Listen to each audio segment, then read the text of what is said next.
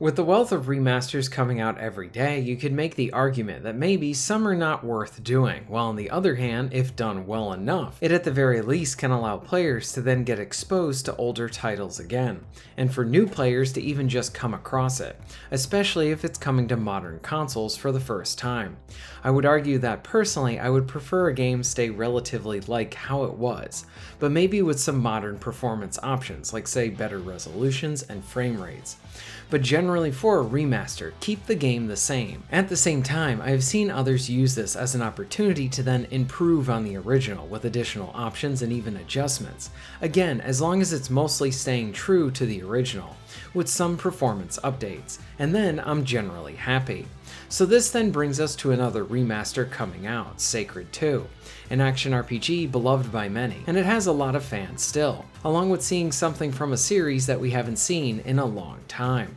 So is this remaster any good? Let's find out.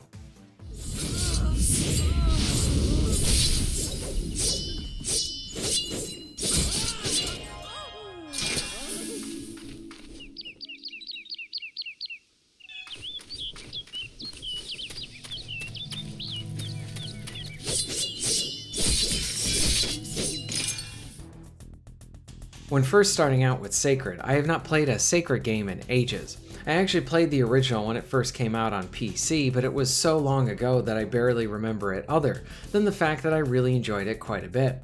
Slight related tangent. Why did THQ not remaster the first game and then go in order? As I understand it, fans generally consider the first game to be the best in the series. Plus, it's the very first one, so why not start there? Especially since Sacred 2 Remastered is coming to modern consoles. Then why not have everyone start at the very beginning, the very first game? Now maybe the reason is, as I understand it, Sacred 2 is actually a prequel to the first game. So maybe that was their line of thinking or something like that. But either way, while it is cool that they haven't forgotten Sacred, at the same time I hope they don't forget the first one too. That all being said, I played a little bit of 2 back in the day. I rented it for my PS3, and while I did not play it much, I enjoyed it, but like the first game, outside of remembering that I had good times with them, I don't really remember anything specific about them. So with that up front, I was going into this one pretty much blind. For the sake of this video, I was basically a newbie, who had not really played much of the originals, so I will not be able to provide those comparisons here. What I can do is share what I thought about my time with it, and so far, I do really like it, though there are a few issues too.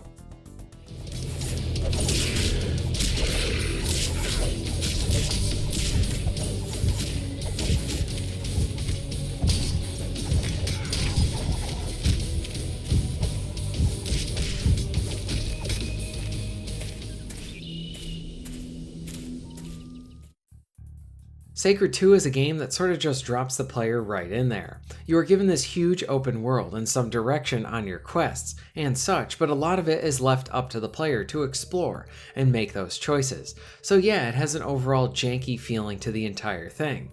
At the same time, you have this initial freedom that many games, especially modern ones, will either just not give you, or they will hold it back, and then after a bunch of time, then you can actually be free. So here, starting out and then just picking a direction and seeing where you can go is really fun. Yes, I died a bunch at the start, and things do start to feel even better with the combat, like as you earn more equipment.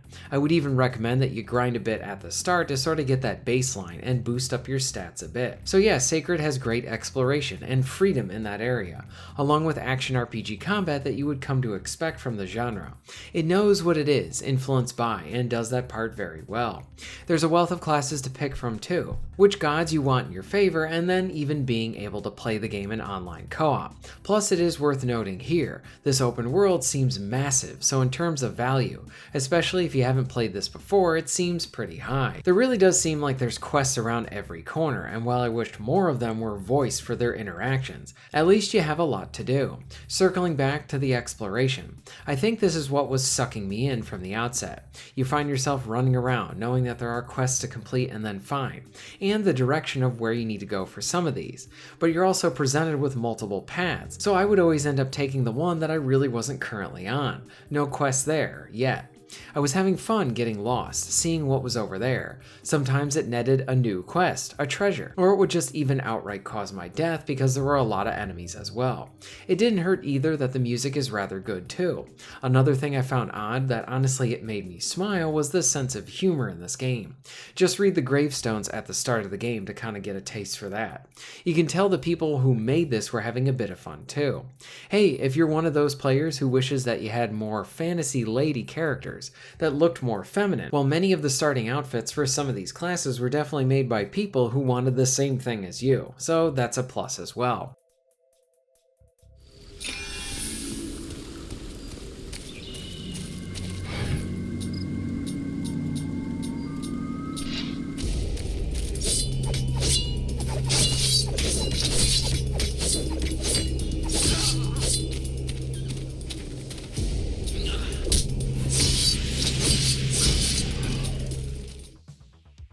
Sacred 2 Remastered is not without its flaws. I think one of the biggest issues is an odd one. The original game on consoles let the players enjoy the game in co-op, and while the remaster does have co-op as well, at least looking at the PC build I was playing, there doesn't seem to be local co-op, and based on my reading, I saw that the console versions of this remaster do not have that either.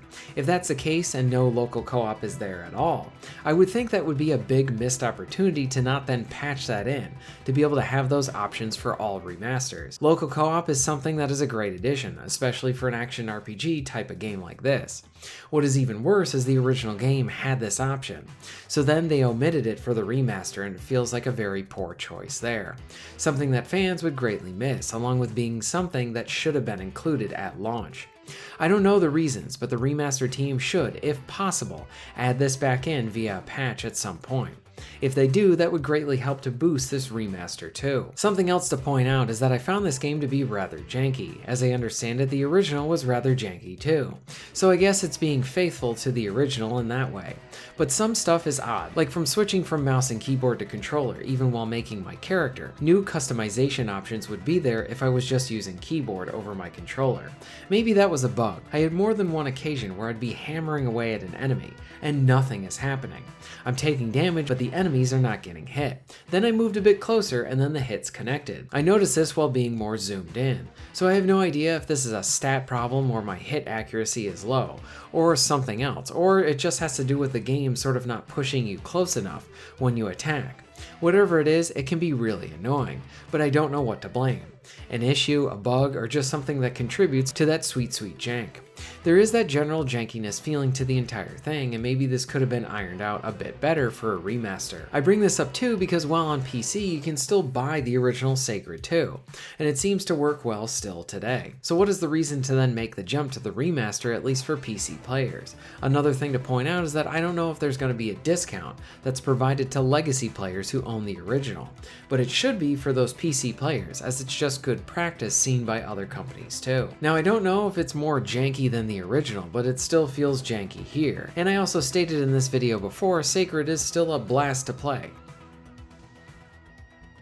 Sacred 2 Remaster is a game that I think brings in a wealth of content with its various classes and of course a huge open world. Combat is fun, progression is rewarding, loot is all over the place, and it feels like the player choice is something that is kept at the core of the game. It very much is a shame that the local play seems to have been forgotten about, and I hope it comes back, along with maybe just more improvements for this remaster overall.